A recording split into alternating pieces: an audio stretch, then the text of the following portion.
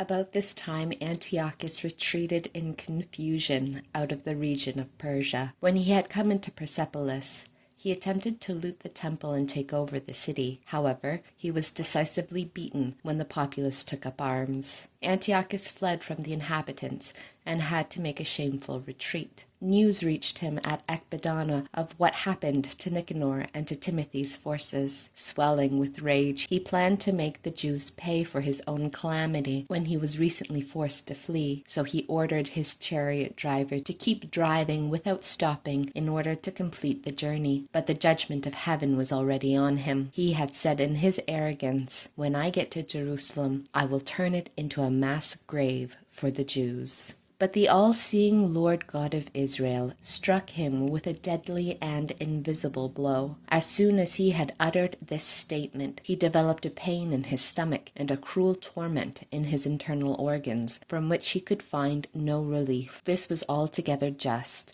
since he had tortured the inner organs of others with many extraordinary torments. By no means, however, did it put a stop to his arrogance. In his contempt, a fiery anger against the Jews still filled him, and he issued a command to increase the speed of the journey. Then he fell from the chariot as it rushed along, and he suffered a severe accident that caused him pain all over his body. Only a short time earlier, he had thought in his superhuman arrogance to command the waves of the sea and to be able to place the mountain peaks in a pair of scales. Now he was thrown down to the ground and was carried in a stretcher for the remainder of his journey, demonstrating God's power to all. Worms issued from the eyes of this ungodly man. While he was living in pain and in agony, his flesh was rotting away, and the whole camp stank of rottenness from his smell. The one who had formerly thought that he could touch the stars of heaven couldn't be transported by anyone because of the intense, unbearable stench. From this point on, he began to lose arrogance. He felt devastated and became aware of the divine punishment,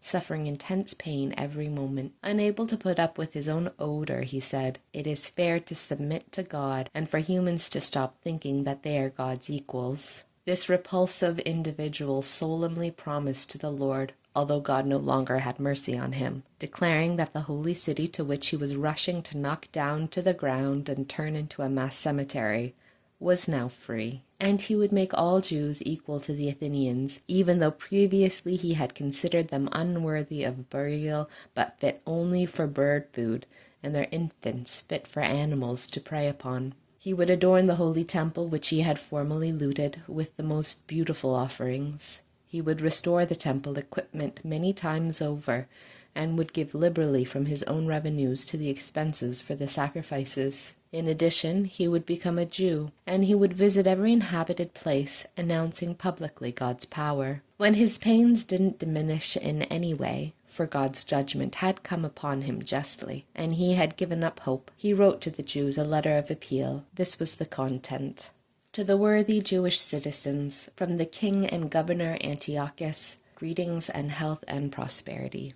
If you are in good health and your children and affairs are prospering, I give thanks to God with great joy, having hope in heaven, remembering with affection your honor and goodwill. After returning from Persia and falling ill, which created a serious situation, I regarded it as necessary to think of the common safety of all the people. I haven't abandoned my situation as hopeless, but rather hold on to hope that I might recover from the illness. I have also considered, however, that my father, on the occasions when he fought in the upper regions, used to appoint a successor to rule. He did this so that if anything should happen contrary to expectation, or even if there should be some unwelcome news, people throughout the country would know that someone was left behind to govern and wouldn't be deprived of their peace of mind. Moreover, observing how neighboring dynasties and kingdoms wait for the right moment and look forward with anticipation to what might happen next, I appoint my son Antiochus as king. Many times when I had to hurry to the upper provinces, I entrusted and commended him to most of you. I have written these orders to him as well. I call on you then, and request each one of you, remembering my benefits both public and private, to be faithful toward me and my son. I firmly believe he will follow my example closely, acting with kindness and generosity with the intention of accommodating himself to you. Then the murderer, who also showed God the greatest disrespect, suffered the worst things, just as he had treated others. His life ended pitifully in a foreign area in the mountains. Philip, who was his close friend, transported his body home, but he was suspicious of the king's son Antiochus, so he fled to Ptolemy Philometor in Egypt.